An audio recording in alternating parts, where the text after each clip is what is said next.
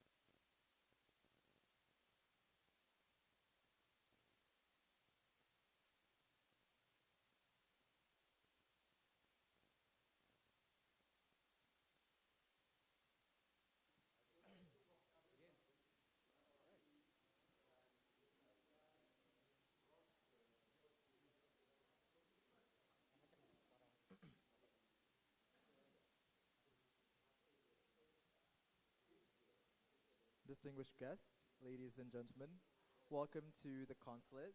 I sincerely hope that you are comfortable in your seats since it's cold outside. Now, in celebration of the 75th diplomatic relations of Indonesia and the United States of America, this year in collaboration with Mark Plus Incorporated, a leading Indonesian marketing consultant company founded by world marketing guru Mr. Hermawan Kertajaya, we are pleased to welcome you all today to today's event of book discussion. It is with great pleasure that I stand before you tonight. Sorry, that I stand before you today as your master of ceremony. And first of all, I would like to welcome Mr. Hermawan Kertajaya, famous author and guru from Indonesia. Welcome, Mr. Hermawan. Mr. Wayne Forrest, president of American Indonesian Chamber of Commerce and American Indonesian Culture and Education Foundation of New York.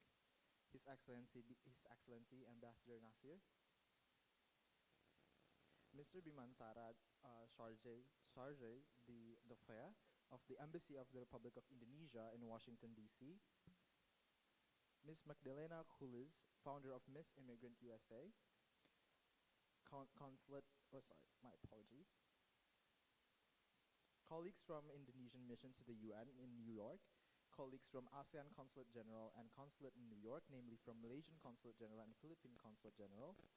Head representative of Bank Indonesia in New York, representative of Indonesia State Bank in New York from Bank Negara Indonesia 46, Bank Rakyat Indonesia, Director of Indonesia Promotion Center New York and colleagues, Permias member and Indonesian students in New York, Indonesian Professional Association IPA in New York, and friends and colleagues.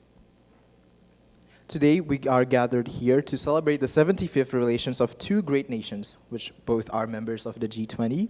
And with the help of a book discussion authored by two great minds in marketing, we hope that this would be a substantial commemoration of the 75th anniversary.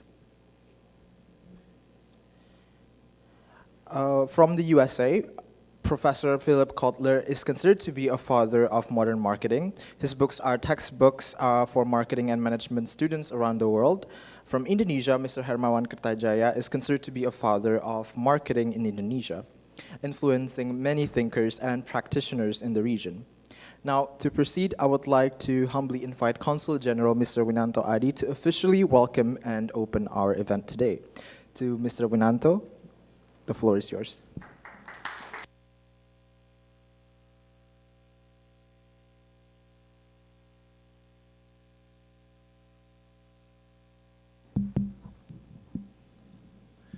Thank you, Mas Fajar. Yang terhormat Bapak Hermawan Kertajaya, Indonesian and World Marketing Guru, my good friend and also mentor, Mr. Bimantara Sharjah of Indonesian Embassy in Washington, D.C., and colleagues from Washington, D.C., Mr. Wayne Forrest, my good friend as well, the President of American Indonesian Chamber of Commerce in New York, and Ms. Magdalena Kulis, founder of Miss Immigrant USA and team, and then my colleagues from Consulate General and Consulate of ASEAN in New York City, also my colleagues from Indonesian Mission to the UN in New York City. Good afternoon, ladies and gentlemen. Happy New Year, 2024. I wish you all better health, happiness, welfare, and success. It is my great honor and pleasure to welcome you all to this special event celebrating the 75th anniversary of Indonesia and the U.S. diplomatic relations.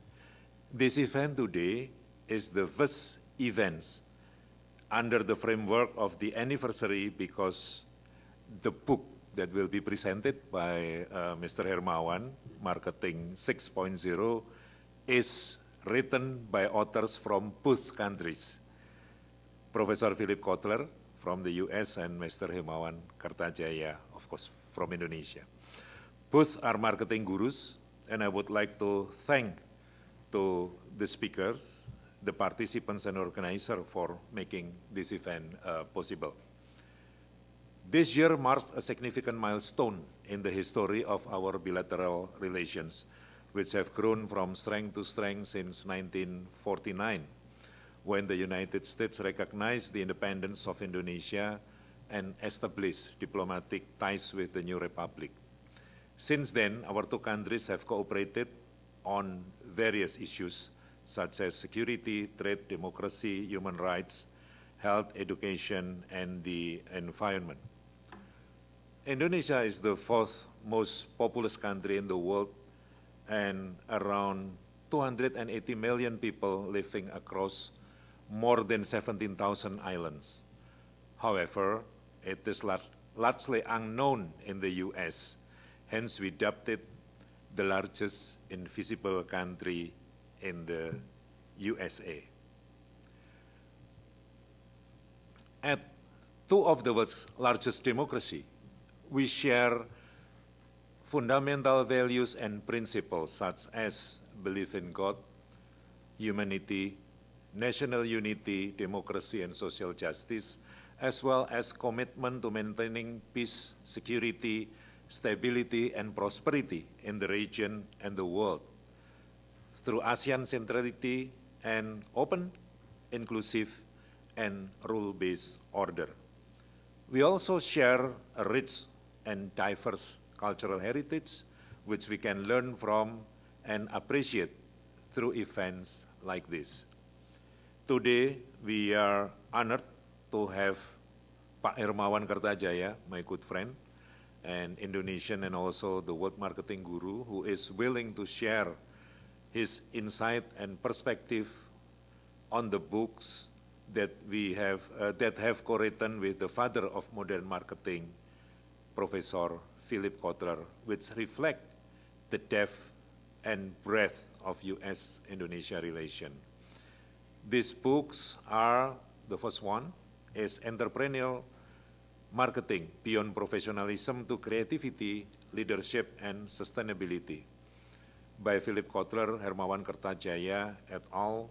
Provides a more expanded, holistic version of entrepreneurial marketing.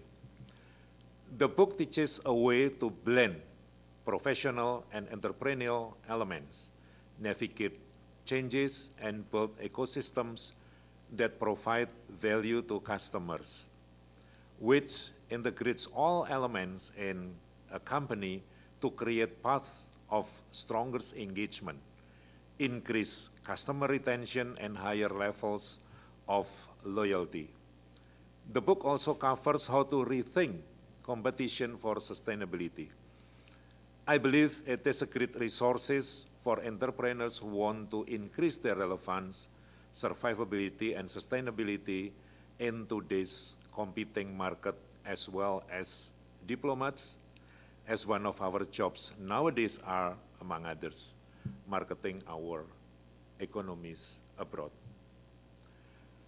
I'm particularly interested in his analogy, Mr. Hermawan's analogy using Puno Kawan. It is the four best friends of heroes in the Mahabharata and Ramayana epics of ancient India.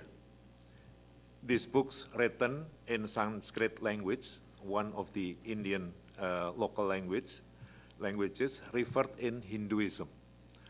Both epics are very popular in Javanese culture, and Javanese culture is the biggest ethnic group in Indonesia. It is around 45% of Indonesians are Javanese.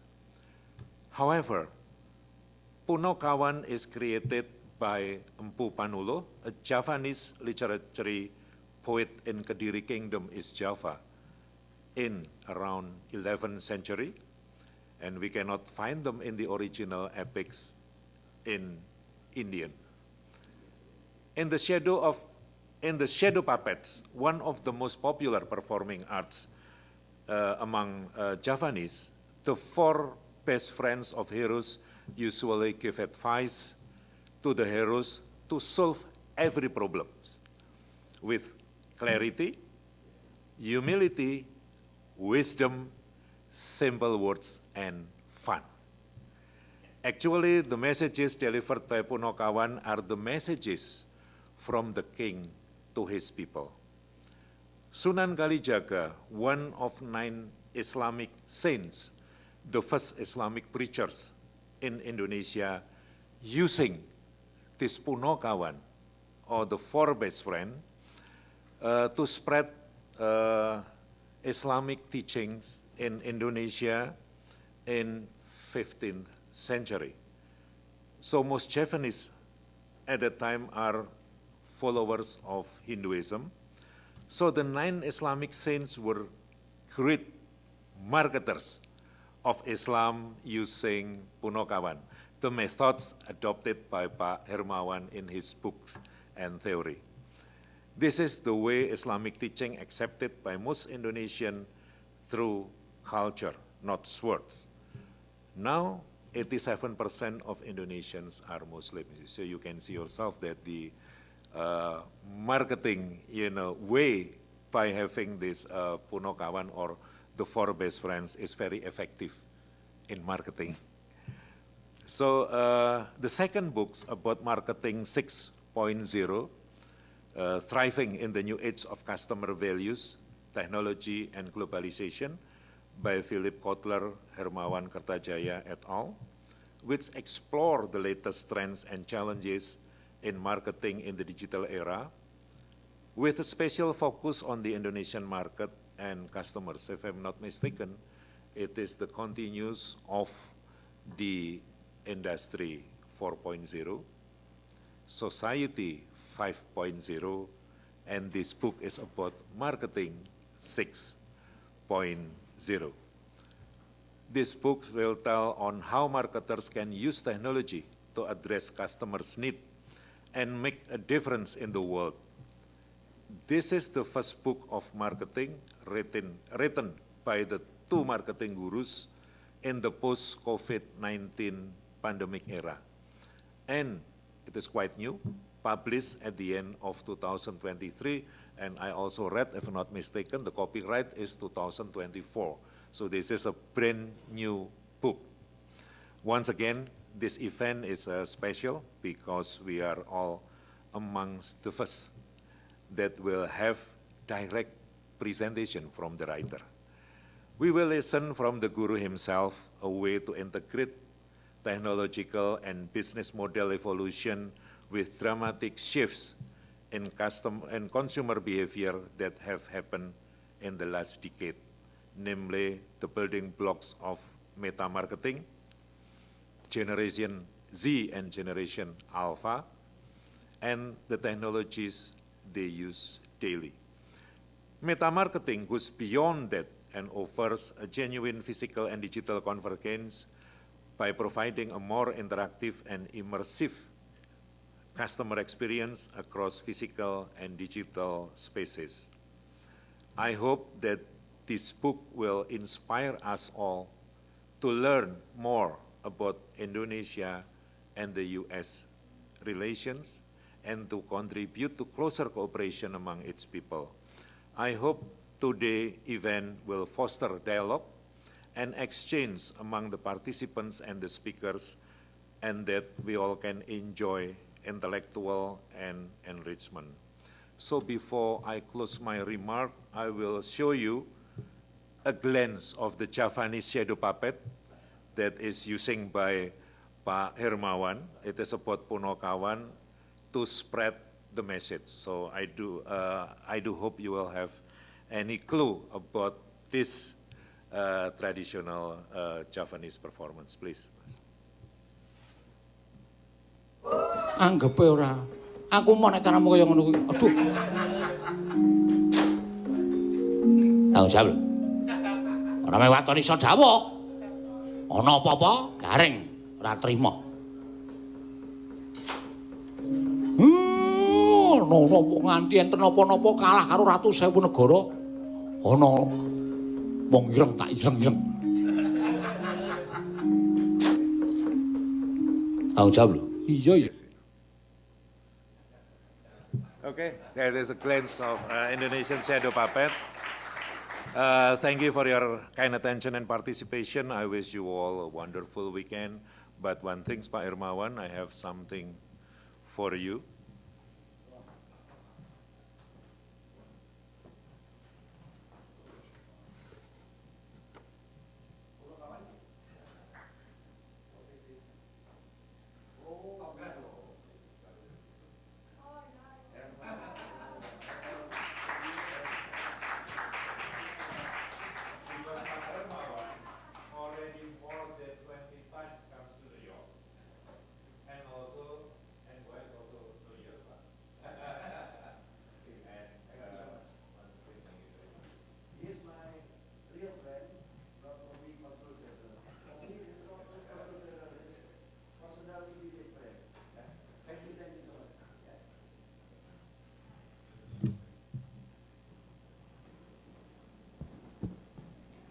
All right.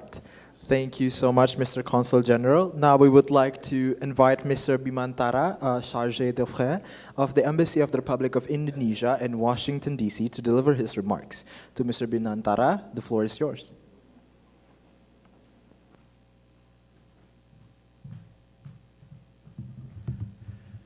Terima kasih Mas Fajar. Assalamualaikum warahmatullahi wabarakatuh. Om Swastiastu, salam sejahtera, namo buddhaya untuk kita semua. First of all, Pak Konjen, Pak Adi Winanto, Pak Wayne Forrest, a good friend, Ibu Magdalena, my new friend, Pak Tesal, also my new friend, and of course Pak Hermawan Kartajaya, my friend and also mentor, long-time mentor. Now, before I begin, I just would like to share you a story. A couple of weeks ago, I was in Myrtle Beach, right? And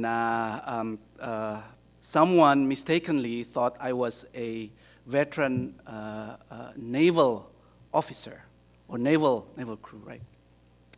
I was standing in front of the shop, waiting for my funnel cake with my pea coat, right? A gray color pea coat, and also my naval hat, which I got from USS George Washington in Yokosuka, Tokyo, and CVN 73, carrier vessel nuclear 73, and there's a flag of Indonesia, and there's a flag of United States. And I was just standing there, and this guy came to me, looked at me, and looked at my coat, looked at my hat, and then saluted me like this. And then extended his hand, and I extended my hand, and he said this: "Thank you for your service." And I was going a bit shocked, and I said, "You are very welcome." I did not say that I was not, from the Navy. I was not even American. Which service are you referring to? Is it service to the Indonesian government, Indonesian people, or the American people? But I just said, thank you very much. What this tells me is that brand and image is an important thing, right? And I go back to 2010 when Pak Hermawan Kartajaya gave these great sections in our diplomatic school. And back then, he just wrote the book Marketing 3.0, if I'm not mistaken, right? And in there, we learned about identity, about image, about integrity, about positioning, and about comparative advantage, all of which we use in our economic diplomacy.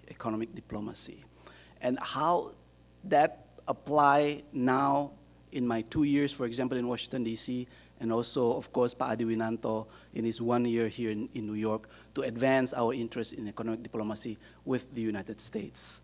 And we use that knowledge that we glean from Pak Hermawan Kartajaya's book to advance our interests. So I just would like to list you some of the achievements that Indonesia and the US has over the last couple of years. One is the elevation to a comprehensive strategic partnership that was announced last November during the visit of President Joko Widodo to Washington, D.C., and also to San Francisco.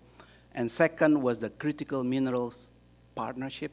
It's not an agreement yet, it is a partnership. So what that means is we can now have a path to access the market of the United States for Indonesia's critical minerals, which include nickel and its derivatives. An increase in investment from United States. Last year, for example, thank you so much, Wayne, we have been bugging you a lot, for example, on the deliverables, 25 billion, and also thank you so much, Pak Winanto, on the deliverables, 25 billion, including from Exxon, from Freeport, and a number of battery companies here in the US as well, Ford and others as well. And trade has increased, 44 billion in trade. Military cooperation, also we have elevated military cooperation. Georgetown Education, they are opening a branch campus in Indonesia next year.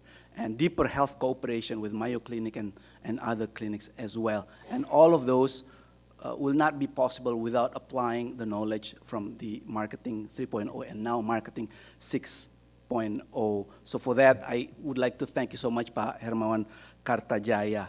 And so what's next? I haven't read the book. I haven't purchased the book. I will, Pak. And probably I will send it to you for your signature.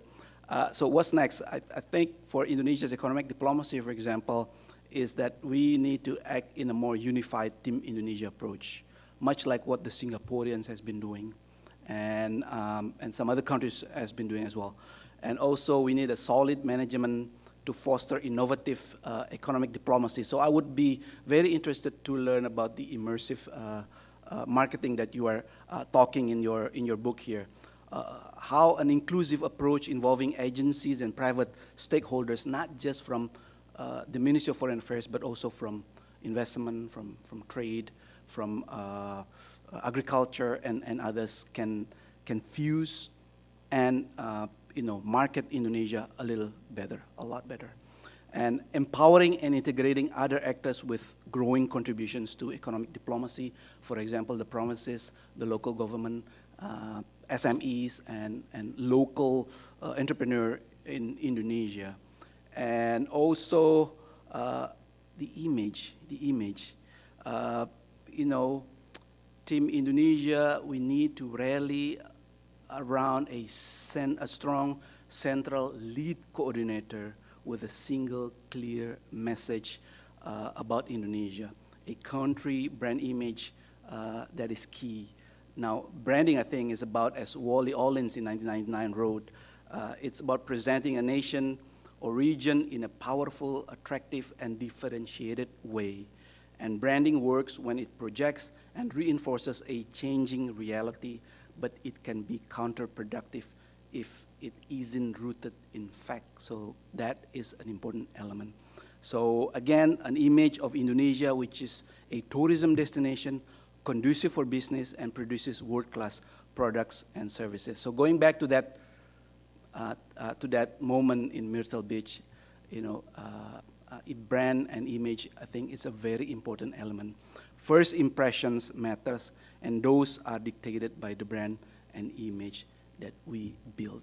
Again, thank you so much, Pak Konjen, for this opportunity, Pak Kiki, for this, and looking forward to hearing your talk, Pak Hermawan. Thank you.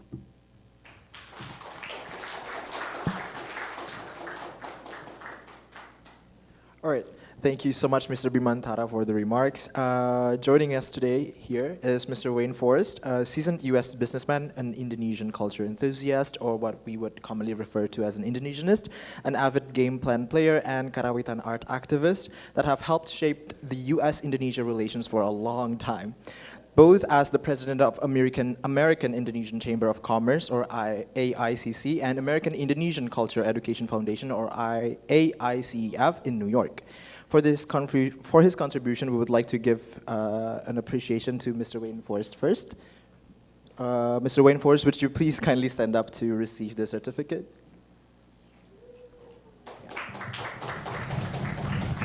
We would also like to invite the Consul General, Mr. Winanto Adi, to extend the certificate.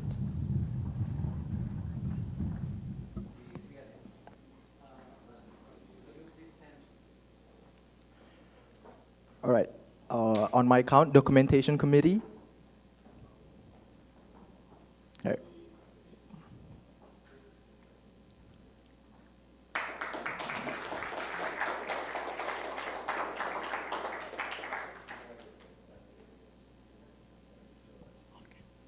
All right. One more time, Mr. Hermawan has requested to take a picture with the books with with the Consul General. Oh, Mr. Wayne Forrest, actually. Okay.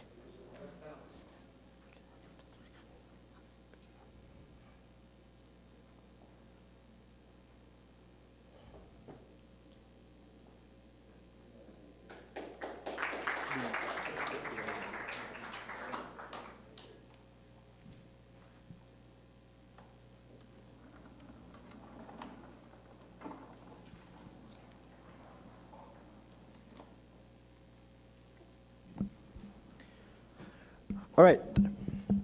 Thank you so much, Mr. Wayne. Now, before we proceed, Mr. Wayne, would you please stand up again? Because may I insist you on delivering a remark regarding your experience as president of AICC and IICF? Thank you. Thank you, Consul General Hermawan. It's great to meet you. Nice to meet our new BKPM representative, Kiki, and all of you, the Miss Immigration that's here.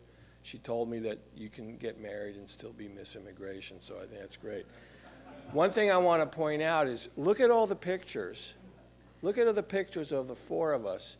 None of us are wearing the kind of dress that we are in the picture. So I'm in an American, Western suit and tie in my picture, but here I'm wearing Indonesian batik. Pak Winanto is wearing a suit, and he's wearing a batik. Bagus is wearing a batik, but he's here wearing a suit. So everyone's backwards. The other thing is that I got to, like they've said, I got to Indonesia through its music. So, and that means music somehow transcended business, right? I'm a college student. I play a lot of music in high school. I get to a university, and there were only two in the 1970s that had a teacher from Indonesia for gamelan. And I went to one of them. And so gamelan is an orchestra of instruments of Java. It's also in Bali. And, the Indonesian consulates around the country and around the world have instruments. And they've now become not just for use by the employees at the consulate, but they're used by communities. And so I think I've said this before to maybe Indonesia's president, maybe it was Susilo Bambang Yudhoyono, that every day of the week, somewhere in the United States, people are sitting down to play Indonesian music. And that's a pretty powerful marketing tool for the country, because then they'll want to travel and see it. So culture really does bring a lot to everything. And when we've done some promotions in the past, we've unified trade, tourism, and investment, because all our marketing professionals in the United States, the PR companies that we work with, they talk about that. So food is culture. It's also business. So a lot of the work of the diplomatic corps that we've seen over the years coming out of Indonesia over time has done that. The embassy in Washington has worked on many events with the Smithsonian, for instance. The consulate here promotes seriously culture through its work here. But what I want to talk about with you today is a little bit of my short experience of the challenges and opportunities marketing Indonesia. And I'm not just going to talk about marketing Indonesia as a concept, which is difficult in the United States, but also marketing products. And we can distinguish between marketing the country and marketing the products. The obvious opportunity for products of Indonesia is the size of the U.S. market, the high standard of living, gives people disposable income to purchase, but also the openness of our market. And then behind that is the high degree of innovation, or what I call inventiveness, to the American culture. And out of that inventiveness, you get in the early 20th century the invention of the internal combustion engine, which is what we need to drive cars. And that led to an increase of a huge proportion for rubber. And American rubber companies found in Dutch colonial Indonesia some of the best conditions to grow rubber. And until the invention of synthetic rubber, Indonesia probably provided 70% of U.S. rubber. You go to Sumatra, and I once went to what used to be the Uniroyal plantation. It was the first big U.S. plantation. You could drive for 10 miles and see rubber either side, okay? So a lot of other products from Indonesia found their way to the United States.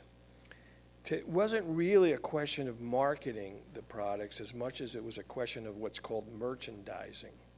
And the difference there is marketing is you kind of have to create demand. With merchandising, the demand is there, you just have to figure out how to get product to where it should go. So if you know there's going to be demand up in Minnesota, but the product comes into New York, merchandising is how do you get it to Minnesota?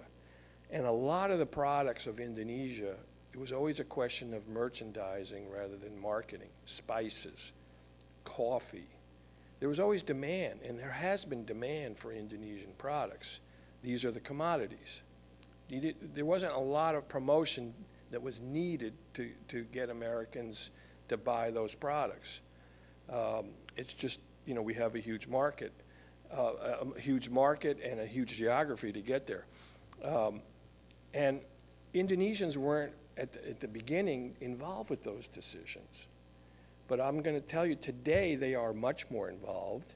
But at the first, it was really either the colonial leaders in Indonesia, the Dutch, working with obviously some management of Indonesian management.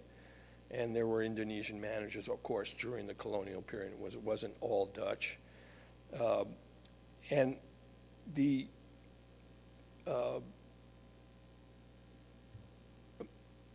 products, because they were commodities and they weren't marketed products, Americans don't know where they come from.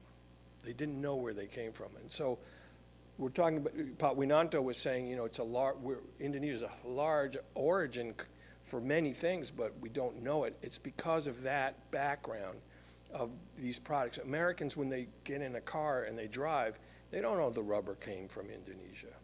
They couldn't drive if it didn't have the Indonesian rubber, but they don't really know that a lot of the rubber could be from Indonesia. Same with coffee.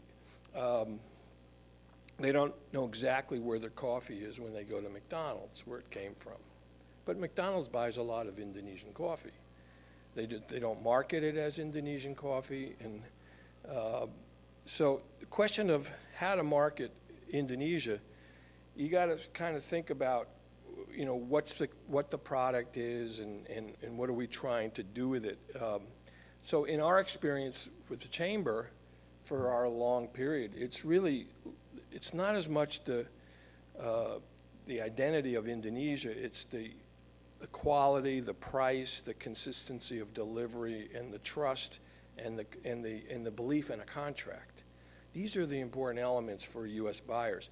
Of course, the people on the intermediate side, the brokers, the dealers of coffee, spices, and other products, they know Indonesia, but their customers don't necessarily know Indonesia unless somebody points it out. Now, we started to see some changes to that with the growth of things like the specialty coffee market, which Starbucks pioneered, and they began to market by origin. Unfortunately, in coffee, it's less the country, but more the locale. So Java gets knowledge. You go buy Javanese coffee at Starbucks. You can also buy Sumatra beans. You don't buy Indonesian beans. Now, back in 2004, when Susilo Bambang became president and Mari Pangestu was the trade minister, she came to New York and we sat down with her for an event. And before the event, Mari's people had asked me to create a few conference rooms for private meetings that she was going to have. Mari Pangestu was a very solidly educated economist, good thinker, real global trade thinker. And she wanted to meet with 3 or 4 American public relations companies to talk about branding Indonesia, right? And so I didn't know who she was going to talk to. She and her staff had arranged it, but I knew some of the companies once they arrived, and they were some of the top companies. And one of them came in trying to figure out if if we could produce in Indonesia a Juan Valdez character. So you see, Juan Valdez helped sell, Brazilian coffee, Colombian coffee, sorry. And they determined he was a unique, made-up figure that would be difficult to complete. But so this has not been the first time that branding Indonesia comes up. The other big area that was discussed was branding Indonesia as environmentally sustainable country across the board. That this could be a very valuable way to market the country because it's a tropical country with rainforests. And it's also out of the rainforest and out of the agronomy of Indonesia that so many of these products can come to the United States. We buy a lot of paper products from Indonesia, but we don't know that they come from Indonesia. If you go to Staples today and get copy paper, or you go to Dunkin' Donuts and get a box of donuts, either the cardboard in the Dunkin' Donuts container or the paper in the copy paper at Staples were probably from Indonesia. It's a good chance. You can get toilet paper with a Walmart label. You can get toilet paper with Dollar General label that comes out of a factory in West Virginia. And that factory is taking 30-foot rolls of toilet paper made in an Indonesian factory in Sumatra. They're shipped to West Virginia. They come into the port of Baltimore and up to West Virginia, and they're cut into little pieces, the little sizes that we have in our bathrooms, and they're packaged there. And if you go into that factory one day, they're private labeling for Walmart, and another week they may private label for Dollar General. This is where this is where I was talking about where origin is not so as important as price, quality, distribution. Does the American consumer, when they go get toilet paper, care that the toilet paper came from Indonesian trees? No. They just want it to do what it should do.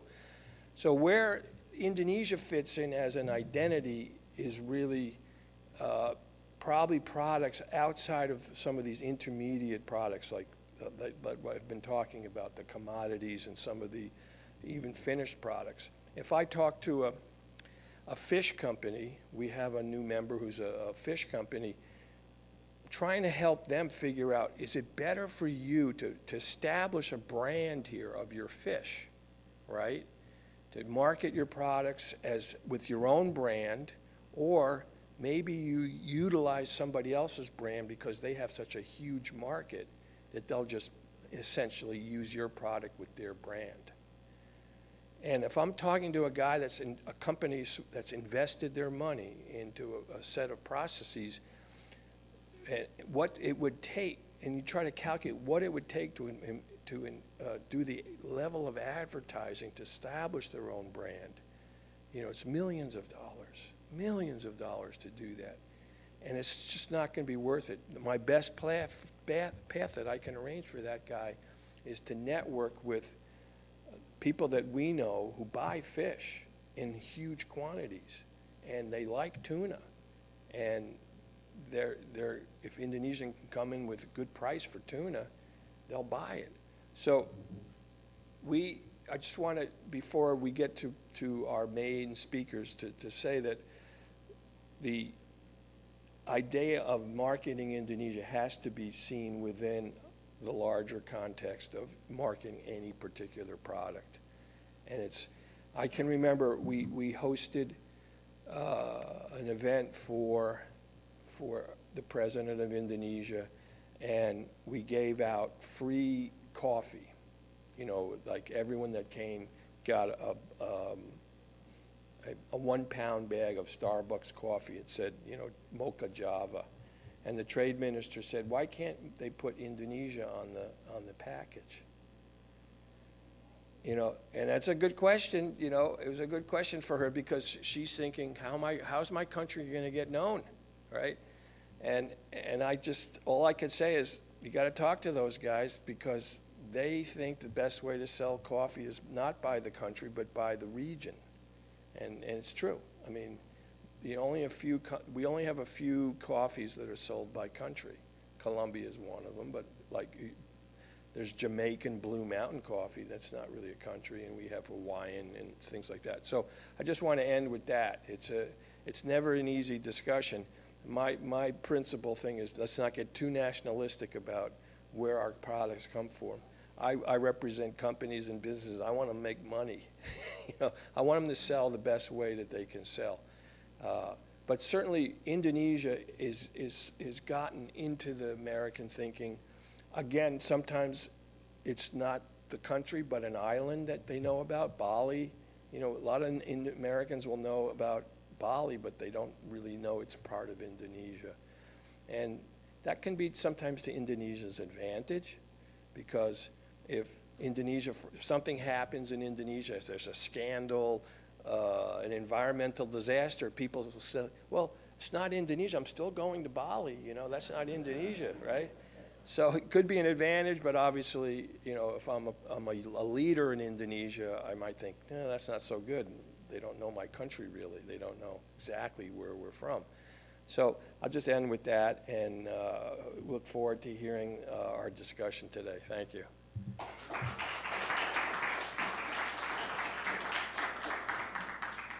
All right. Thank you so much, Mr. Wayne. Before we proceed, I hope your contribution in fostering a harmonious relationship between the U.S. and Indonesia could be passed on for generations to come. Now, without any further ado, it is with great pleasure that I invite Mr. Hermawan Kartijaya to the stage. Please sit down. Yeah. And Mr. Kiki as well to moderate the flow of the book discussion. Mr. Kiki.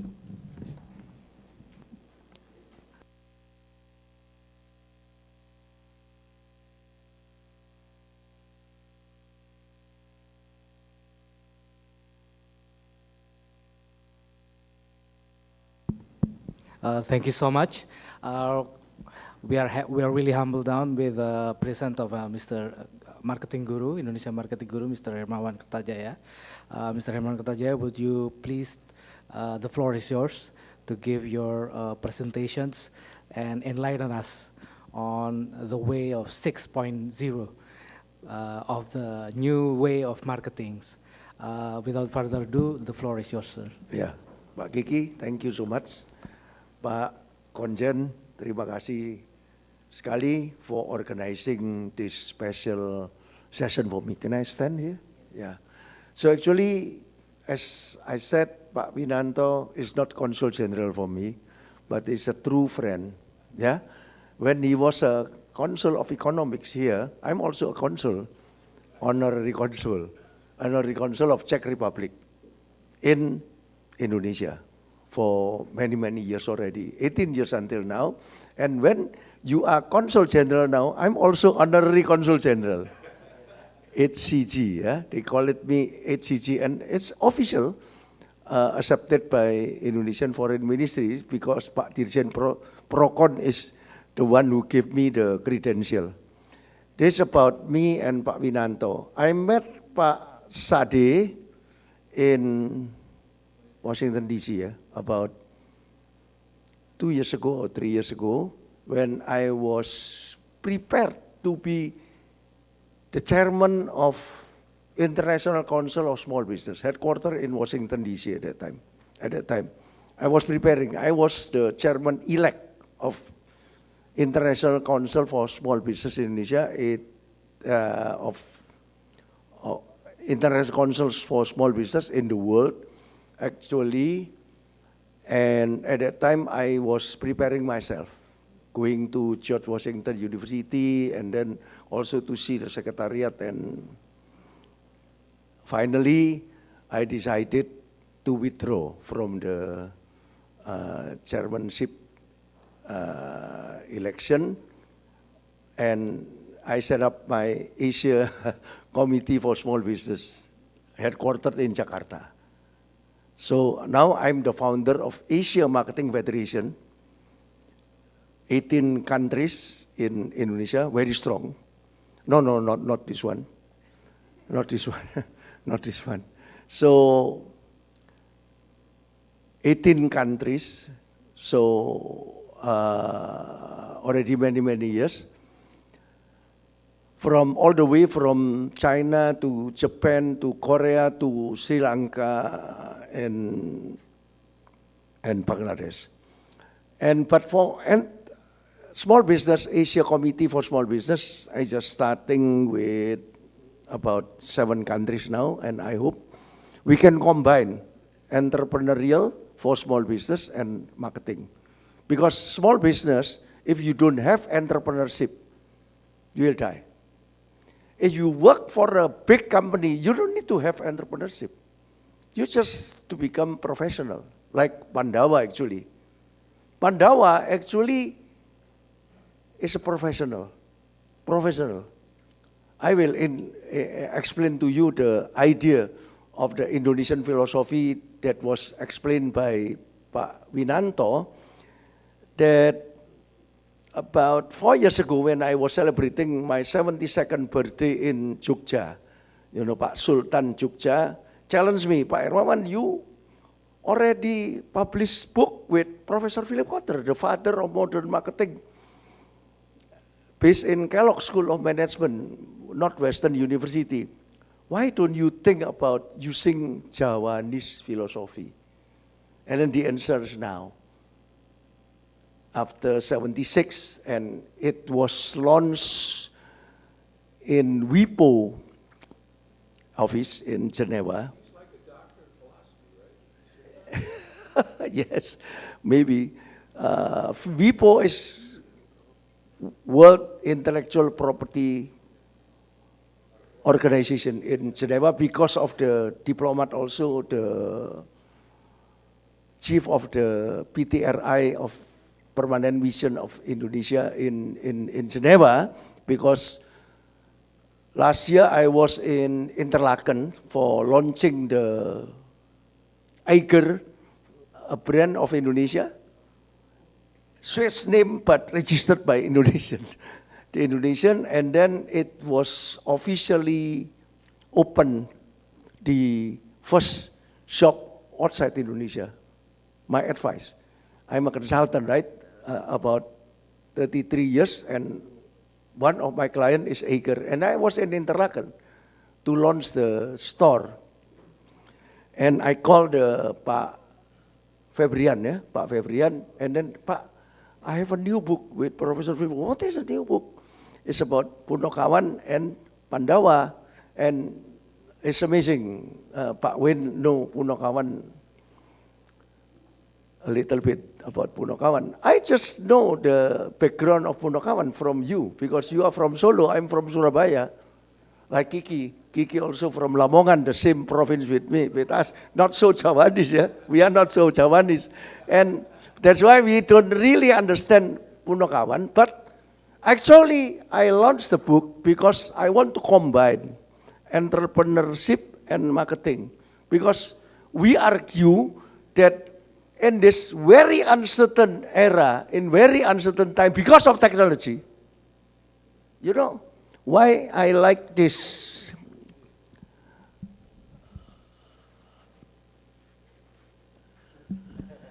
Maverick. Number one is because I'm 76 years old already. So by wearing this hat, I don't look like 76, right? And then number two, because in the movie,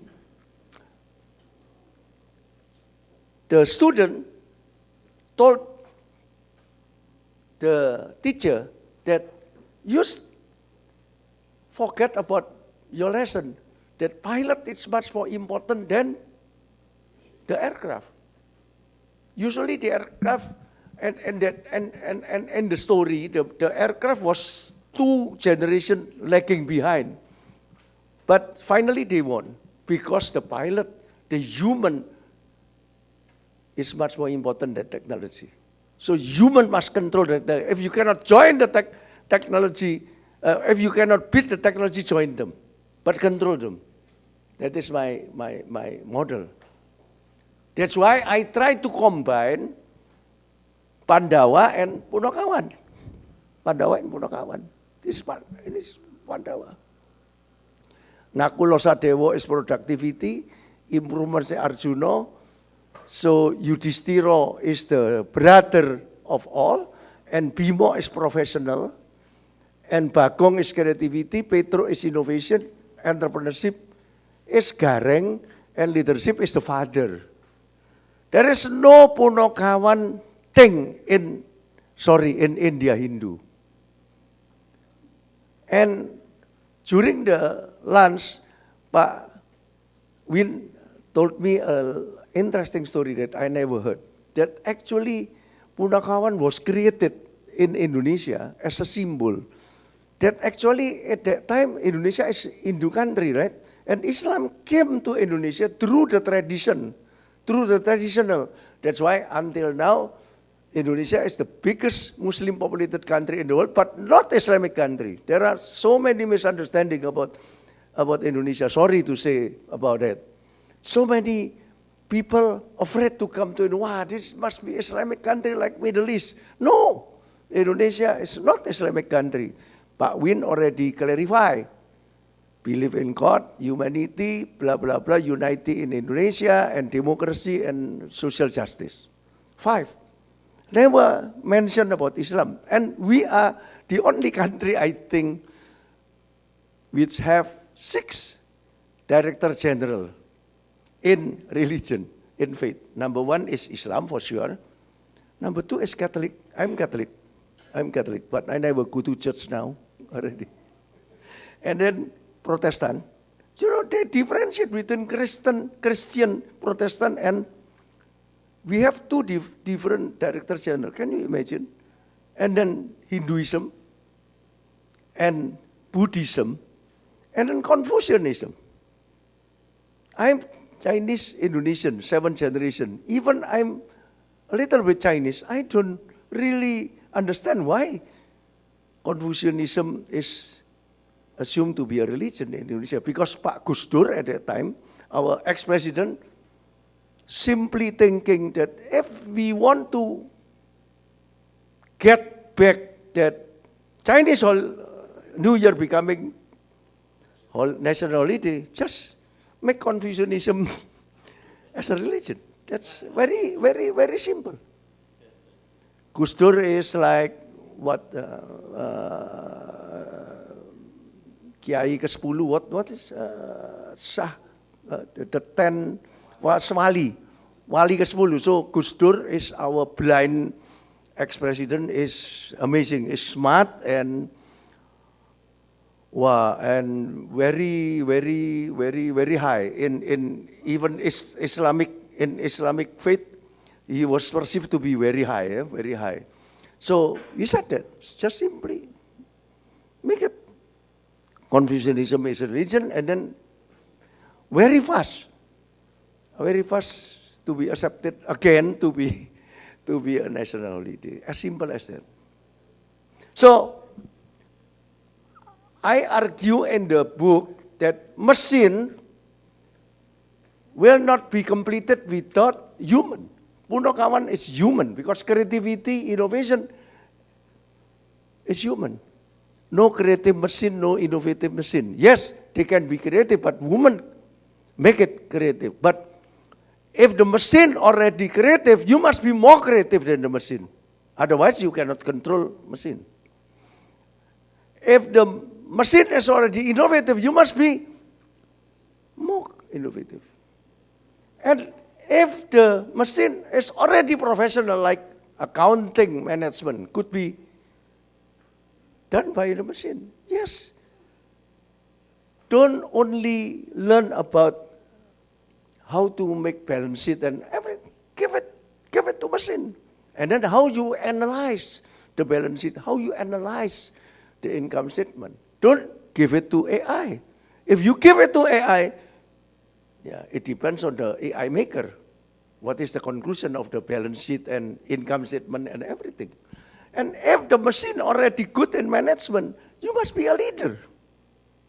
Semar is the father of all the 3. This mythology symbol, only in Indonesia. Indian come to Indonesia, they are very confused. Why? In our Hindu, there is no Punakawan. You American, you know Punakawan, right? Because you learn Javanese culture, right? So only in Java. So I responded to Pak Sultan. You know, I'm 76 years old and Philip Cotter is 92 years old. And he told me, let's work until 2031. Why 2031, not 2030? Because I was born in 1931. I want to work until 100. Huh? I am 76, for Indonesian 76, already senior citizen. Yes, senior citizen, but not old. Life began at 70, Hermawan. Okay. But I have diabetic for 37 years. So, I'm lucky if I can live until 80. If I follow Jesus, only 33, right? I don't want to follow Jesus. I'm 76 anyway. I don't want to follow Prophet Muhammad. 63, right? I want to follow Siddhartha Gautama. 80 years old. That's why I was celebrating my 76th birthday, 18 November last year, in one temple, Wat Saket in Thailand. What is the secret? Why Thailand? Because one of the monk, he liked my book. Not Marketing 6.0, Marketing 5.0. You know, I co-authored 3.0, 4.0, 5.0, 6.0, and all the concept is coming from me. I don't translate Philip Kotler's concept. Don't be misunderstanding. I don't want to translate it. I create it. I am the thought leader. But I need stamp from the guru if I want to share my concept to the world. Otherwise, in Indonesia only. Why? Indonesia already understand Punakawan. Now the world must understand Punakawan. And with your help, Pak Win, please promote the book. Because by promoting the book, you will promote the Punakawan. Right? Please promote the book. Because Philip Cotter is very happy with the book. Because, wah, Hermawan, I like Indonesia. I like Indonesia. He come to Indonesia many times. And this is the first book that we are adopting Asian faith to my concept. And Marketing 5.0 is the best business book in US. Quoted by one whatever, online whatever. There's so many awards. Right? American is good in creating awards, right? Not only Oscar, but whatever. And he is very happy. Hermawan, wow, Marketing 5.0 is the best business book. Best-selling, every book that we co-author already famous. But, you know, marketing to me is only 3. And he is right, that promotion is not marketing actually. 5 things that is very important for diplomat is 1, 2, 3, 4, 5. 5 is promotion. No. You said not promotion actually. You said to Pak Sade, actually must be marketing. Yes, marketing is how to win the competition. Promotion is only one small part of marketing. You know marketing, if you want to know marketing, 3. Make it simple. Number 1 is know your customer. Knowing your customer is very important.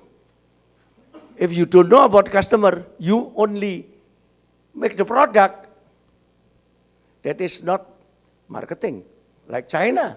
China is good in making the product. And they sell product to all over the world because they are good in pricing and good in operation excellence, good quality. For Chinese, imitation is innovation. They don't care. They learn from everybody. And number 3 is brand. Brand is US. Why? You want to spend the same product with different brand from US. US teach the world how to become a big brand like McDonald's.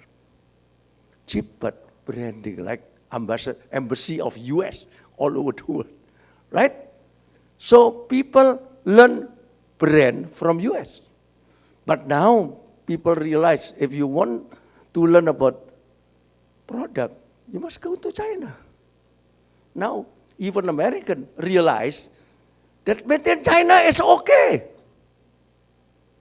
If you go to every ship in New York, you can see that not only made in China, now made in Sri Lanka, made in Bangladesh, made in whatever, made in whatever. Nike is made in Indonesia also. But China is the biggest. I was in Shenzhen 1 month ago for 4 days for a conference, and then another 2 days in Hong Kong. After Shenzhen, Hong Kong, only 12 minutes. Only 12 minutes. I went by train from Boston to New York, is 4 hours, 30 minutes. We have now in Jakarta, Bandung, made in China train, only 30 minutes. Very fast, and then we call it whoosh. But whoosh is not becoming a brand. Even the fastest train is in China, not in Europe anymore. They're not becoming a brand because they don't know how to make brand. Starbucks. What is Starbucks anyway? Just coffee. In Australia, local brand is more famous than Starbucks. But for American, they are very good in branding. China is very good in product. And unfortunately, Indonesia very good as a customer. Because we have 270 million nice customer. Very nice. Because we like to buy Louis Vuitton. We like to buy iPhone. Even I use iPhone. This is not Huawei. I know Huawei is better than iPhone. But I'm a marketing guru in Indonesia. I must use iPhone. So that's why I give title. Please go back to my first.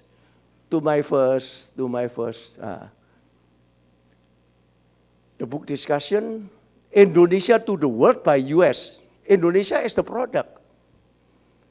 And the product is not textbook, trade book. This is my instinct, my future thinking. I never create a concept by the research. Research is in journal, research in textbook. And Philip Kotler is #1 textbook writer actually. And he does not care about textbook anymore. 16 edition already, and every 2 years, there are 2 or 3, another co-authors team who renew the book. What is the latest research? And then, because textbook must be proof. My book is about trade book, not textbook. And he is excited about trade book now because he is rich because of textbook already. Philip Kotler is already rich because his textbook used by all over the world, almost all over the world, from bachelor degree to master degree to PhD. That's why he liked to work with other co-authors like me. Not only me, but I'm very consistent with the framework from book #1 until book #12 now, #11 and #12. Please go to the book. 1, 2, 3, 12. #11, #12. So, why I use the title Indonesia to the world by US means the product is from Indonesia. The product is not US product because the concept from Indonesia, right? Like Punokawan and everything else. World is the market. I don't want Indonesia to be the market. I want world to be the market. But US has a brand. I must do co-branding with Wiley and Philip Kotler. So now you understand the title now. Please go back to Indonesia is the product, the world is the customer, and US is the brand. Simple as that. So finish. That is my understanding about marketing. You don't need to study your textbook of marketing. I guarantee you. I don't have any bachelor degree in marketing. I didn't complete my ETS bachelor degree. That's why I was a teacher for 20 years, teaching mathematics and physics. I didn't want to complete my engineering degree. And then now I'm lucky. If I complete my engineering degree, maybe I'm not the guru of marketing anymore. And I cannot be the guru of engineering also. Cannot. It's very hard. Because I failed in engineering degree, and then the government found out after 15 years of teaching, hey, you don't have any certificate, yeah? Please get any bachelor degree. And I went to business school, University of Surabaya. Not state-owned company, no prestigious. Yeah, now University of Surabaya is good. I got a bachelor degree in business. I learned marketing. Not from the classroom, because I never went to the classroom, just go to the examination. And for me, even I fail in engineering, marketing is too simple to me, using logic. But if you fail in marketing, you never be succeeding in engineering degree. The real science, right? Engineering degree, medical, and marketing is common sense actually, to me. And then my master degree is only from UK. When I was starting my Mac Plus 33 years ago, I was starting as a pioneer of marketing consulting in Indonesia. I must have master degree, but I didn't want to go to master degree in Indonesia. Go to England, but correspondent only. Even I didn't know about my thesis. After 2 years, I asked my staff, who graduated from Australia, to work for my thesis, and then back and forth with my teacher in UK. Finally, I got master degree, and I flew to UK just for graduation. At that time, I already challenged myself, if they know that I didn't write my own thesis, it's okay. I don't need to have a master degree. Mac Plus is already 10 years already at that time, already like this, before meeting Philip Kotler. If I didn't meet Philip Kotler, cannot be #1 in Indonesia, and then cannot be the founder of Asia Marketing Federation. And then it's different. It's different. So, and I have 5 professorship, not from Indonesia, because Indonesian lecturers, they don't like me. Because they must work so hard to get PhD, to have professor. I didn't go to school. I gave honorary professor from Malaysia, from Korea, from whatever. It's now they offer me after writing book with Philip Kotler, and then I got honorary doctorate degree from ITS, the school that I didn't complete. They are very proud of me, and then I told Philip Kotler, hey, I got honorary doctorate degree. Wow, that's good. That is Philip Kotler. Philip Kotler is very open-minded because he is 92 years old. He is not like fresh professor who is very arrogant and think that they are #1 in the world. No. If you meet Philip Kotler one day, you will be surprised. He will listen to you. What happened in your country? And then he take a note. He told me, you want to be a teacher? Keep on learning. You have to be a good learner.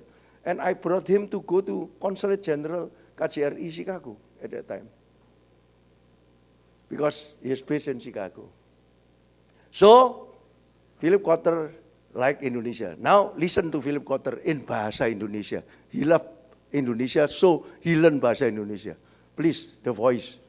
Halo, Pagi, saya Philip Kotler, teman dekat Hermawan Cartajaya Kerasin. sejak tahun 98. Apa kabar semua? Saya senang menyambut Anda di konferensi Mark Plus 2024, ya tempat yang sempurna untuk belajar tentang prospek pemasaran tahun depan. Anda akan mendapatkan inspirasi, menemukan navigasi, dan peluang kolaborasi. Hari ini adalah perayaan bagi para pemasar dari berbagai generasi. Silakan nikmati. It was 7 December. This is my annual big conference. 5,000 people come every year in Pacific Place. And President Jokowi came 2 times.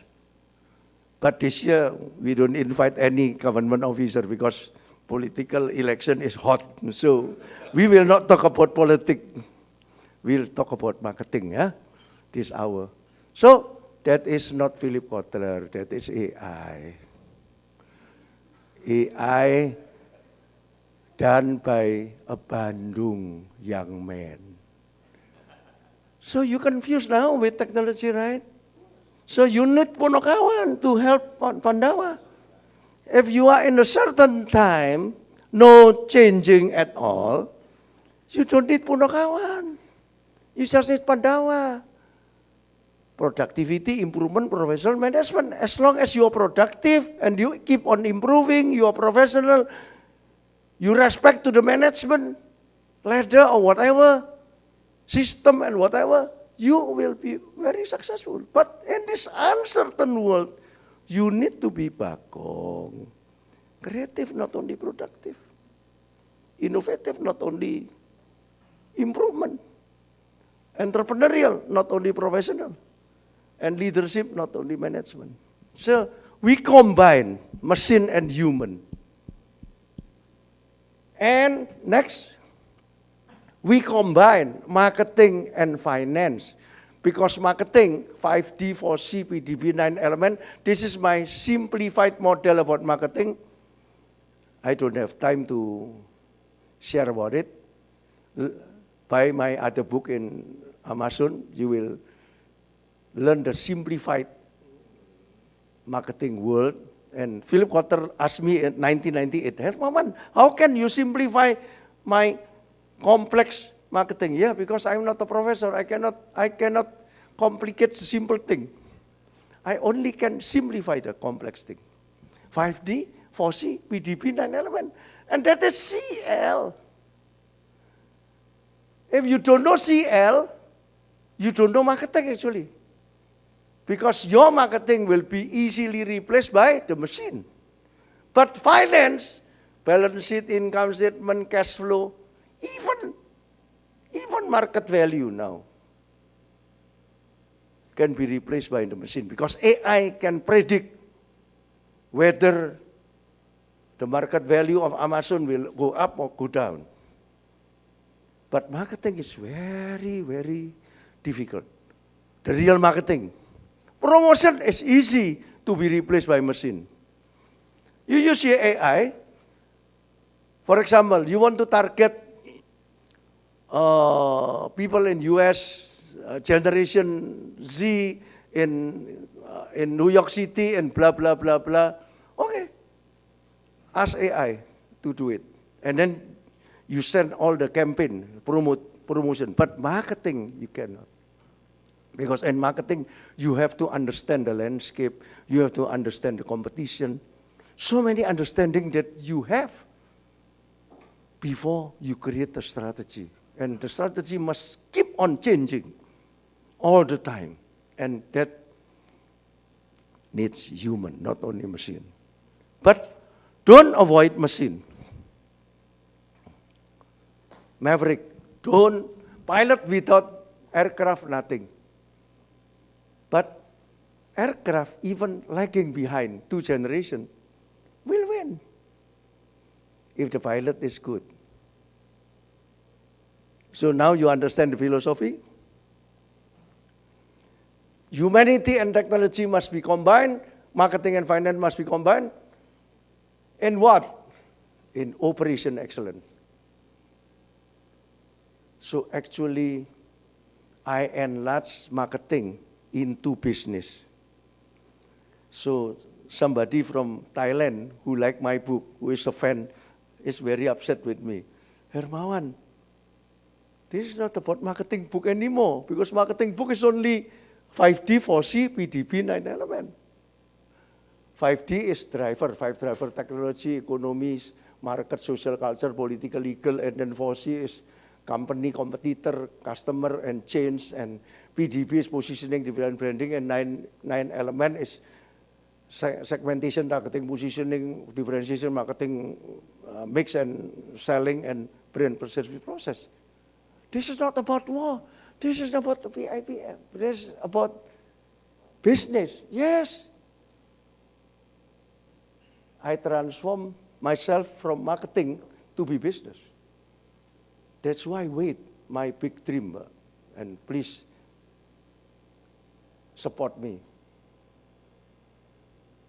EM is the first one, the first title. Second title will be out this year, 18th of August 2024. I just got the email from my editor from Wiley yesterday. She's in Oregon. Sorry, Hermawan, I cannot attend your session today. Actually, I invited Victoria Savang, who is my editor, business editor in Wiley. But I confirm that Entrepreneur Marketing 2, that she pushed me to sign, even Entrepreneur Marketing 1 just 1 week. But she is sure that the book will be successful, because China and Korea already signed the copyright before it was published. Before it was published. So she offered the contract for EM2. Even she does not know what is the content. And I show you the content a little bit. I'm leaking now. Before it will be published by 13th of August 2024. What next? CI, you must learn from Korea. Samsung has many patents in the world. Not number 1 in the world, but number 5 in the world, but number 1 in Asia. India is the example from entrepreneurial leadership. You know what? They have IIT and IIM. You are Indian, right? Very good. If you accepted an IIT and IIM, you forget about MIT and Harvard. You don't need to go to Boston. Because they are very good.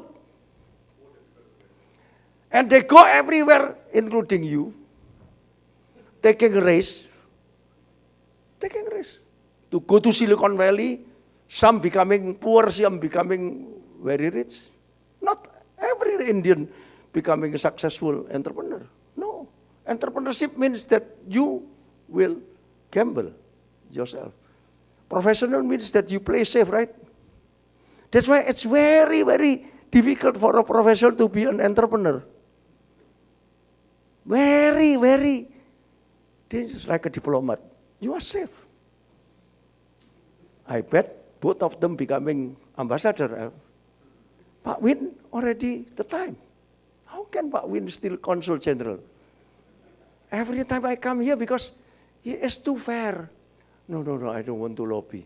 And Pak Sade, young, but already DCM, already acting ambassador, he will be the ambassador, for sure. Because that is a ladder. But now ambassador must play entrepreneurship also.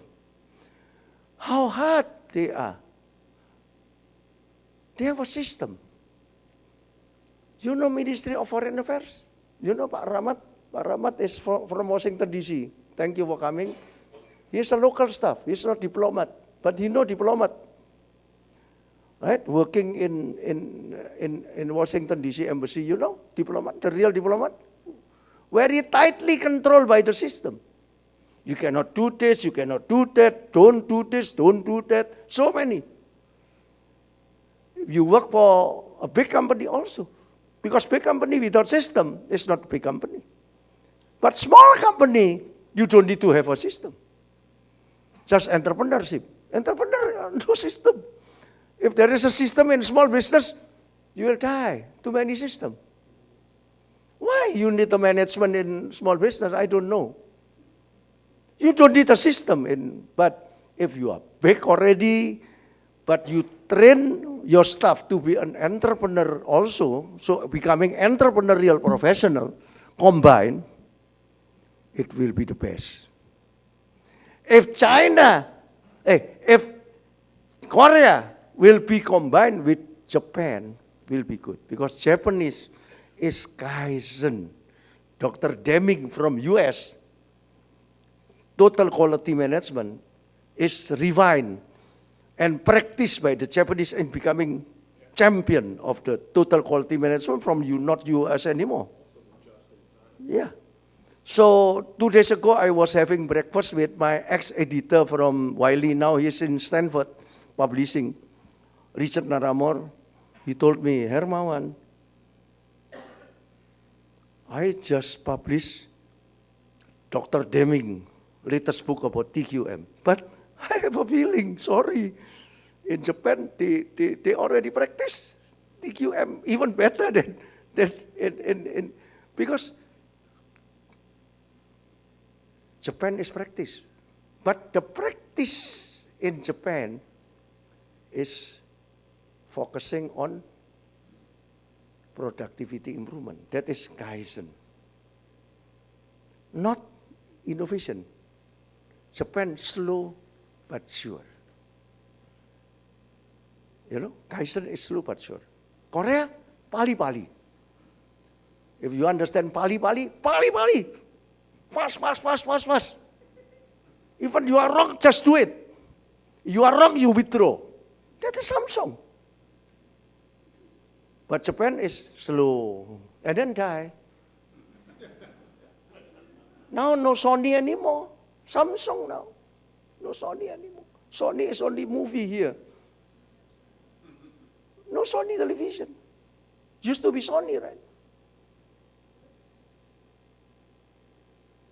And India must be combined by Singapore. Singapore from the beginning, Lee Kuan Yew, the founder, already created a country to be professional and well managed. That's why they are very good in professional management and doing professional management for one Indian airport and then one city in whatever. Yeah. So Singapore is a small country, but they are very professional management. And where is China? China doing everything. China is operation excellent. They learn from enemy and from friend. They don't care. They don't like US. They send students to US before trade war. The biggest number of students here foreigner from China. Harvard, they accept Chinese students, so many. Indonesian, only 1 or 2 every year. Chinese, 20 or 30. Yes, they have a quota. They don't say it, but they do it.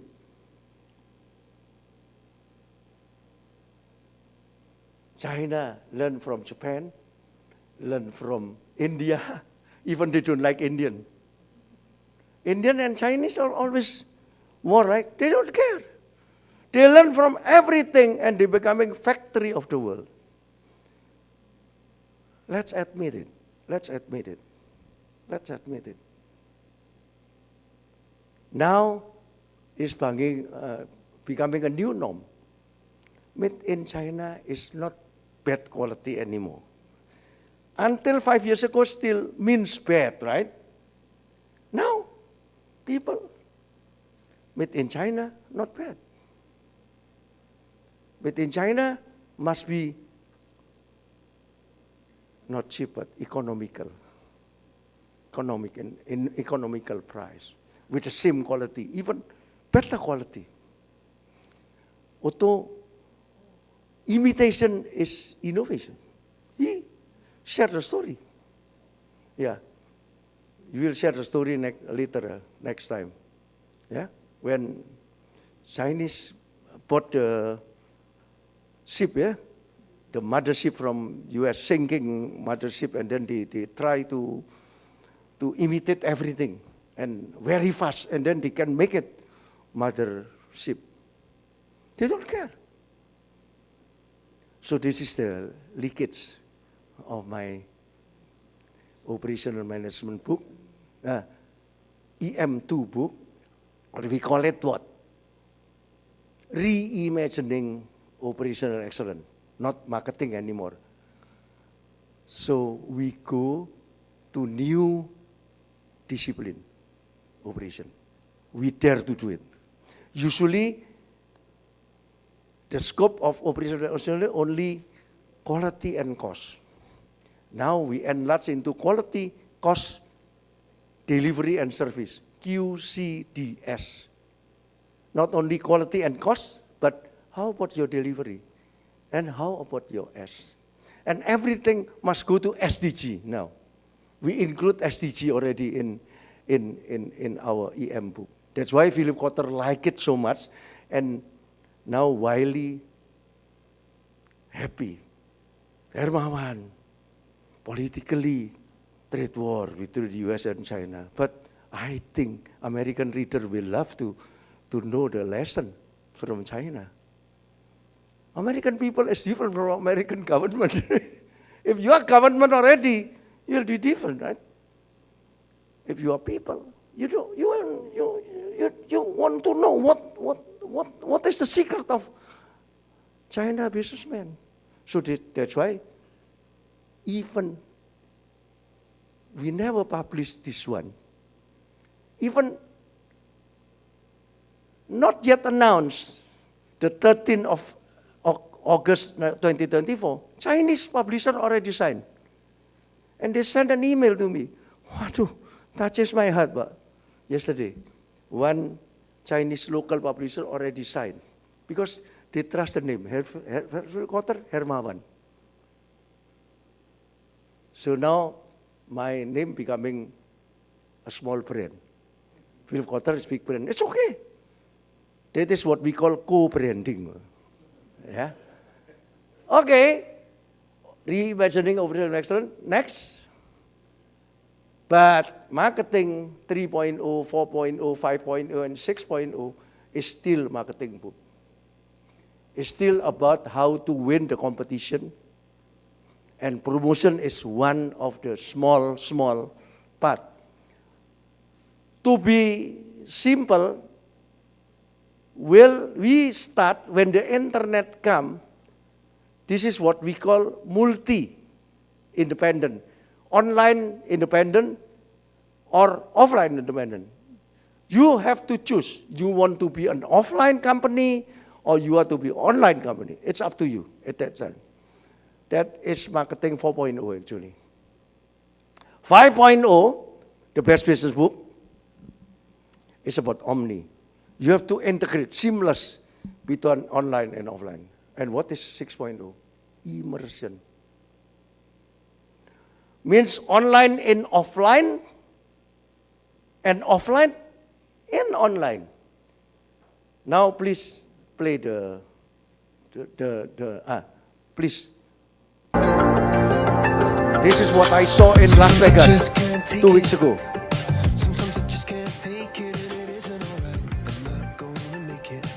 Please, sound, voice. Loh, voice-nya tolong dikedein.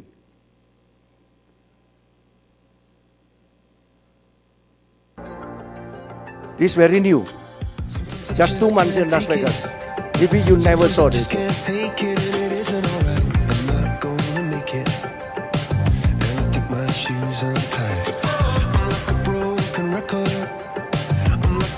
Near Venetian Resort, if you go to Las Vegas in the Strip, the home of U2. It's like online and offline becoming one. So you are becoming engaged. Immersion. Immerse is more than engagement. So you feel that you are in another planet. That you cannot differentiate between online and offline. And then you are in a very big stadium. About 2 months ago, I was in Athens. I travel all over the world, to learn. In Athens, and then I was amazed by Acropolis. Acropolis was very big, but that is built by nature. But this is by man. 2.3 billion. I don't know when will be the break-even point. And the Sphere, now everybody talking about Sphere. You must go. Not cheap, the ticket. America is always expensive because the brand, right? Sphere. Everybody talking about brand, Sphere. And wow, this is like Acropolis. Acropolis, but outdoor. And then they combine between the screen, the movie screen, and the live music. But here, no live music. Very economical. Everything by sound and by electronic. And then you will sit there, and then like 5D. Not only triggering you, but, wow, we don't know.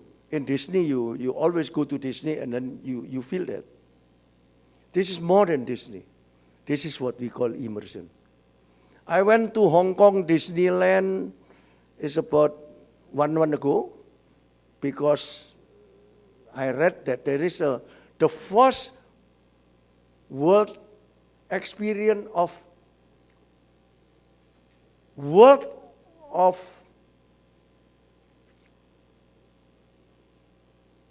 is the story of Aesop? Let it go. What is? Frozen. The world of Frozen. There is a part of the Hong Kong Disneyland that they created. And they claim that there's immersion already. Yes, immersion, because if you go to the cave by boat, you will see the story, like the story of Frozen. Here, and then the last stop is let it go, like you are in the movie already. That is immersion. But after the Sphere, I forget about Hong Kong Disneyland. So this is the real example of immersion. But we don't have a chance to put Sphere in our book because our book is already out 1 month ago. Even no word of let it go.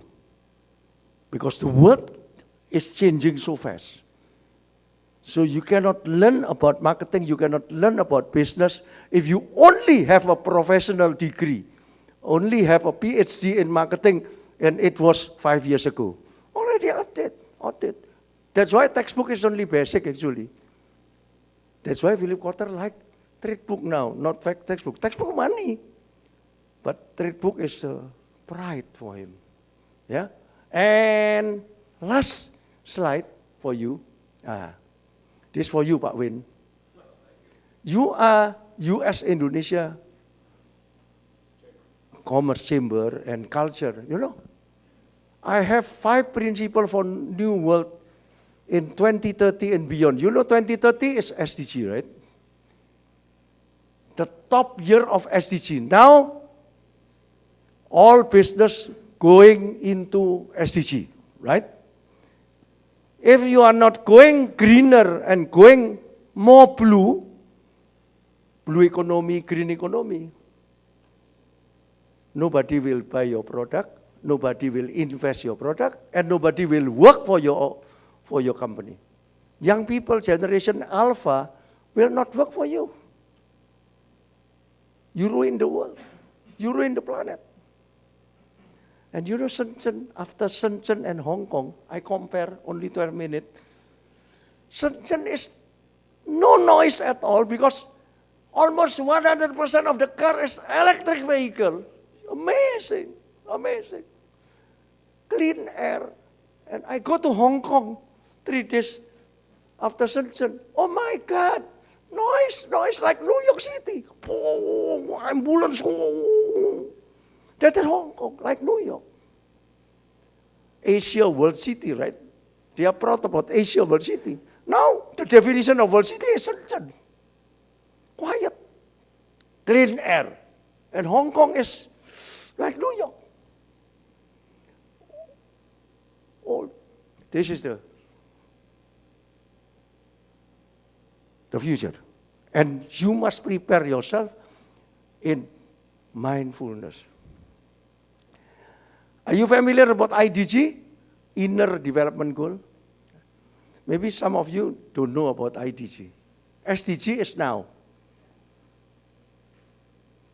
But 8 years from now, 8 years from 2030, people already realize that in 2030, there is no so much company applying SDG. Why? Because company applying SDG because of the government regulation usually. Not because of inner development goal. But Sweden started with inner development goal. Yeah, and it was starting from Silicon Valley actually. So my daughter, I sent my son and my daughter to US high school and bachelor degree and master degree in US, and both of them are Kellogg MBA. And my daughter told me, Pa, SDG is old. Now IDG. And she went to Sweden to attend what?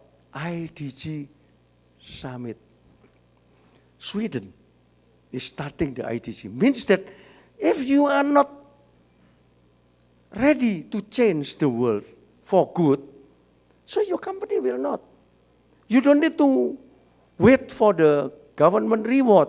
You don't need to wait for your customer push. I don't want to buy if you don't go greener. You don't need to buy from you.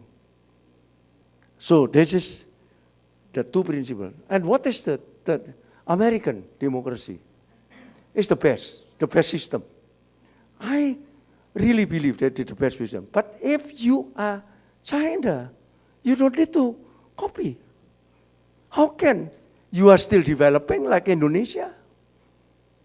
Do we need to apply Western democracy 100%? You are diplomat, you don't need to answer my question. If you are developing country like China, China is still developing country. To me, Mao Zedong is the first leader. Stand up. China must stand up. Deng Xiaoping is the second leader. Chinese must be rich. And Deng Xiaoping now, the third leader, generation leader. China, we must stand balanced with the other superpower in the world. So we must balance between democracy and Wei Qi. What is Wei Qi? Wei Qi means dangers and opportunity. Crisis means dangers and opportunity. 1998, I met Philip Kotler in Moscow because both of us invited to Russia to talk about Asian crisis. So to me, if there is no Asian crisis at that time, I cannot have the chance to write a book with Philip Kotler. Wei Qi for me. Lucky that there is a crisis in Asia. But I take the crisis as opportunity, not crisis.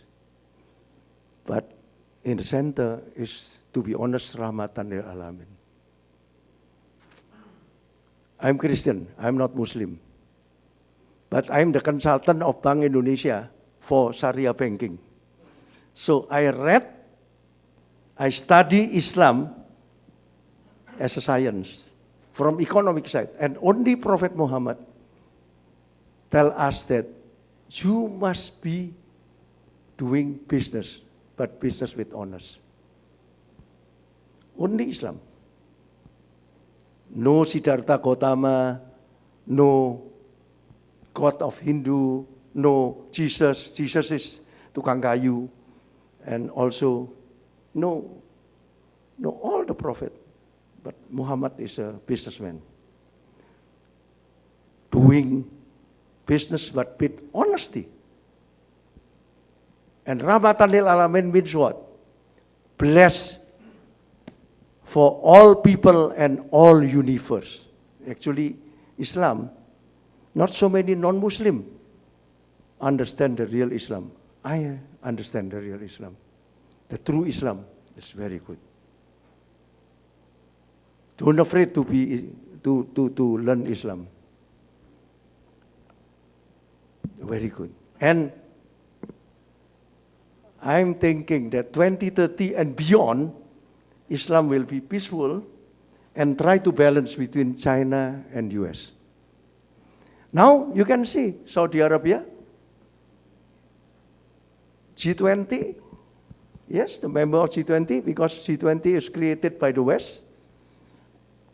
But also, what is the group of Russia, BRICS? Now BRICS. Now they belong to BRICS also. So they want to balance. So Islam and the center of Islam is Middle East, and they try to balance between.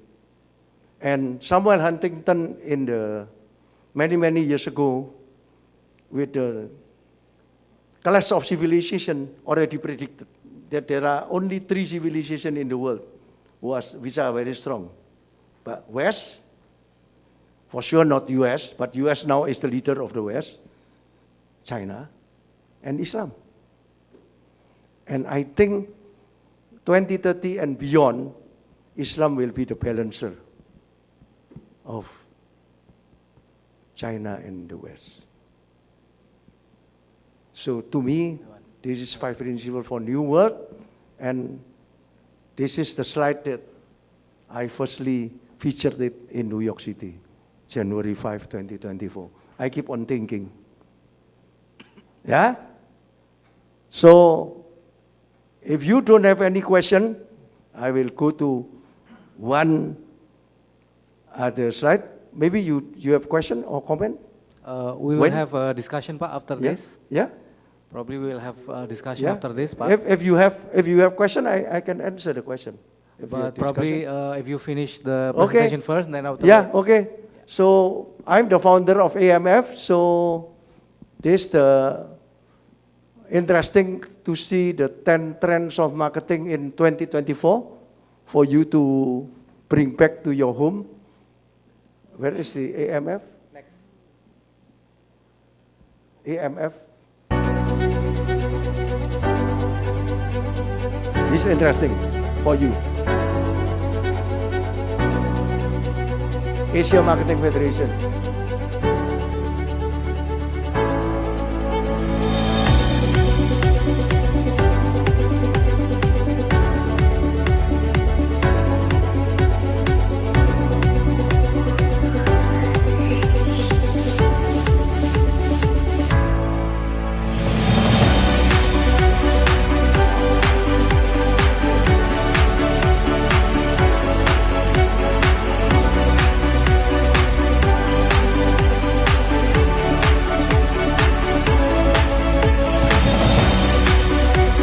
There's a prediction of my friend in Asia Marketing Federation about the technology that will influence the marketing world in 2024.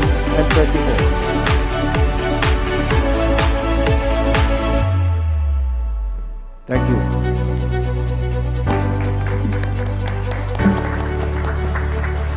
Thank you so much, Marketing Guru, Pak Hermawan. And time elapses very fast if we spend with a guru, but probably we will have only 5 minutes for questions and answers. And maybe I would like to invite maybe maximum 2 questions, Pak. Maybe comment or what? Comments or whatever. And, the floor is, we are opening the floor now. Perhaps if you, also we provide the YouTube live, so probably if one seeing this in the live reels, we can also provide the, yeah, understood. So probably from the lady first, Pak, and then afterward I see Pa Wayne. All right. You are from South Africa, Yeah, good afternoon, everyone. Yes, I'm from South Africa. It's Mr. Hemawan? I'm sorry? Mr. Hemawan, right? Am I saying it right? Mr. Hemawan. Hermawan. Yeah, you said a lot of very interesting stuff about marketing and branding, which is true. Most of them I agree. But then when it comes to China and talking about from experience, I used to own a company where I source products manufactured in different countries, mainly China. And what I've realized about, you talked about quality, they do have good quality, but when it comes to business, they are not transparent and they are usually not honest. I used to work with small businesses where I had to consult with them and refer them to different manufacturers. But then if I wasn't there to monitor, especially when the shipping is happening, then my customers would always complain back to me that they received substandard quality, not the quality that was shown initially when the business was negotiated. So that's one thing I really don't agree with when it comes to China. I don't know about now because I had the business about 6 years ago before I moved here. But I don't think much has changed. Same as India as well, but they're not as bad as China does business. So that's the point I wanted to challenge. And earlier, Mr. Wayne mentioned also a point. Oh, before I go back to Mr. Wayne's point, you mentioned something else about SDGs as well, that it's an old thing. SDG could never be an old thing. It's our everyday lifestyle. So how can that be old? And how can that even, we just need to figure out how do we bridge the gap where we are at, looking at the world and what is going on exactly right now, and the 6 years that we have, for us to reach that gap by 2030. What are the solutions for that? Going back to Mr. Wayne, I think he mentioned a lot of things, but there was a point, and now I lost my train of thoughts. So when I remember, I would like to come back to you later, Mr. Wayne, and challenge you on that specific topic, because you said so many things which I agreed with, but there's one point that I remember thinking, no, I don't agree with that. Oh, I think it had something to do with actually the marketing actually of the products, where they come from. I just feel like we need to come up with laws in place and policies that make sure that the products that are being marketed, especially in the US, I feel like this is crime, that people from different countries would produce certain products and then they don't get the credit they deserve. And one of the reasons that I feel so strongly about being an entrepreneur as well, and being a politician right now in the space that I'm in, is to solve some of those problems. Now, I'm planning a sustainable fashion show, which I want to promote, those designers that come from marginalized backgrounds, because they work so hard. They do so much work that they are not credited for. And companies that have the buying power, like Louis Vuitton, they come and steal our patterns and they go sell them at a very high price, which is really unfair. That is robbery. So I don't really necessarily agree with that. I feel like those policies that I'm talking about that should be implemented in place should actually promote those companies that actually, there should be transparency when it comes to business, for us to be able to even solve or bridge that gap when it comes to SDGs. Because fairness is part and parcel of that. Thank you. Thank you so much, but I believe we will have time for networking after this. So probably the question will be directed to Pak Hermawan. About SDGs. To be honest, English is very good. I don't really understand what it means. My English listening is very bad. Please. Solving gap, karena kita 6 tahun lagi sudah mencapai target SDGs. Jadi apa yang perlu kita lakukan untuk meraih cita-cita?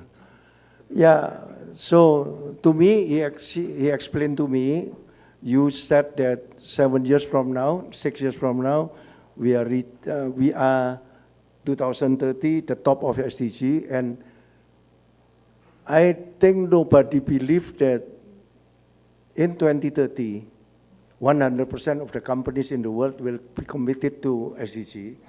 Because of what? Because of nobody have IDG. So SDG, the business, want to commit it with SDG because of the government regulation. Number one. Number two is because of the customer. The trend, the young people, Generation Z, they prefer to go to SDG-related companies. Like in Bali, I told you, there is a good hotel, new hotel. You know what is the beach club in Bali, which is very famous? There will be a. Apa ya, Bali? What is the beach club in? Potato Head. Potato Head. Potato Head is beach club, and now they built a Potato Head hotel, targeting the new generation. You know, they are not preparing all the luxurious room, but they have a laboratorium sampah, a trash lab, and there is a sandal. You know sandal? Sandal, they take it from Kuta Beach, and then they put it as a mountain, so Instagrammable for the young people. It's a new trend. So the company only want to do SDG because of the pushing from outside, from the government, from the customer, and from the employee. The young people prefer to work for the company who are better in SDG. But inner development goal will be the answer. If you train your leader becoming IDG related, we want to change to save the planet and the people because of my awareness. It's different. So, for sure, the policy of the company will be there. Hopefully, it will answer your question. Thank you so much, but I believe the time is already our enemy. Probably one question from Pak Win, if you will. Yeah, my question really is, did you have to change any of your thinking when we went into the pandemic? Yeah, my question is, did you change any of your thinking as a result of the experiences of the pandemic?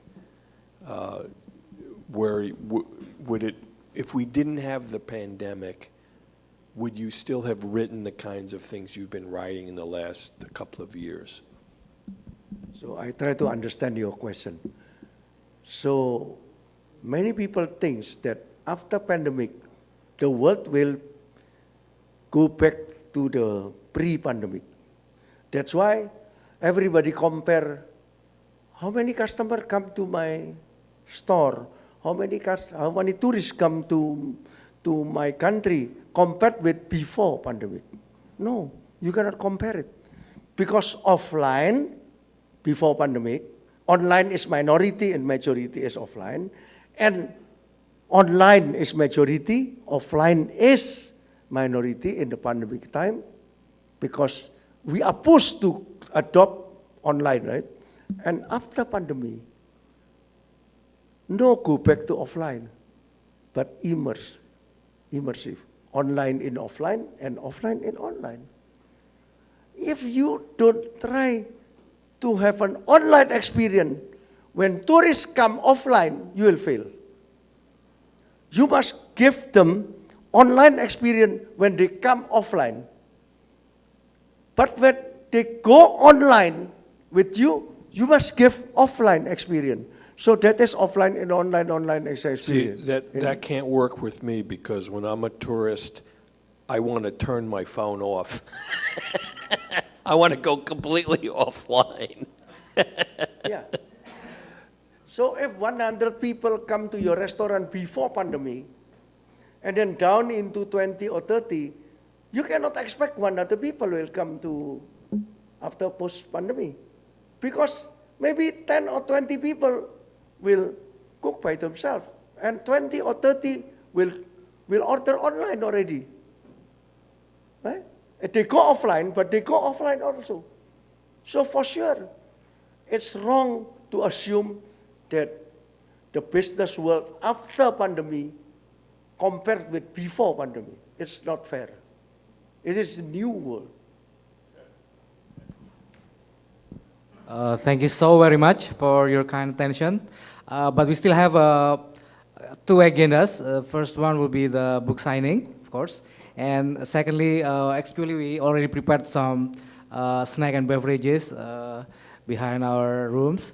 So I would like to say thank you to Pak Hermawan and also to all participants for the active discussion, fruitful discussion this evening. With this, I would like to return the time and the floor to the Master of Ceremony. Thank you so much.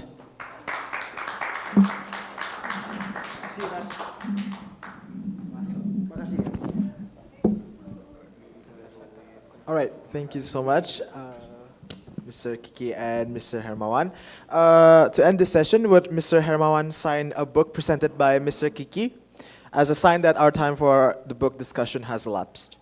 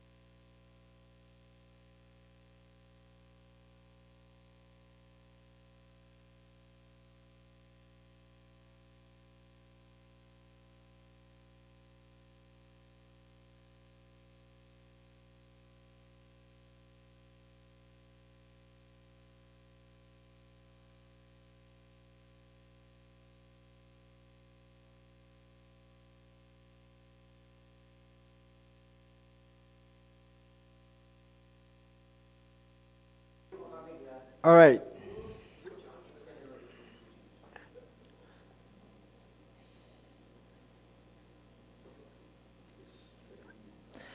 All right, ladies and gentlemen, now I would like to invite the audience for a photo session together with all of the speakers. Please stand up and come to the stage.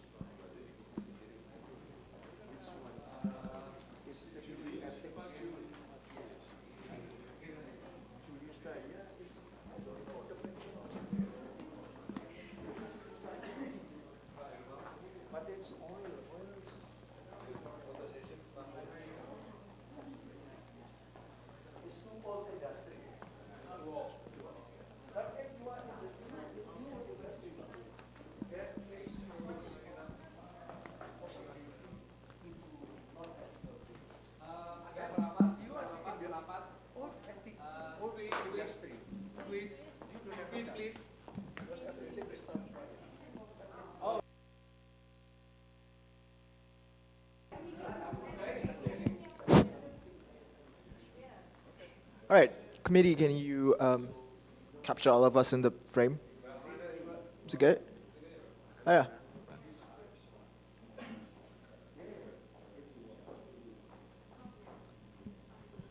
Yeah. All right, everyone, on my count, 1, 2, and 3. One more time for good measure. 1, 2, and 3. Should we maybe... All right, thank you so much, everyone. Thank you so much for attending. All right, ladies and gentlemen, we would like to extend our deepest gratitude to Mr. Hermawan Kertajaya and Mr. Wayne Forrest and all speakers and participants that have attended this event. Now we will proceed to the mingling session. Please enjoy the snacks. Thank you very much, and I wish you all a happy weekend.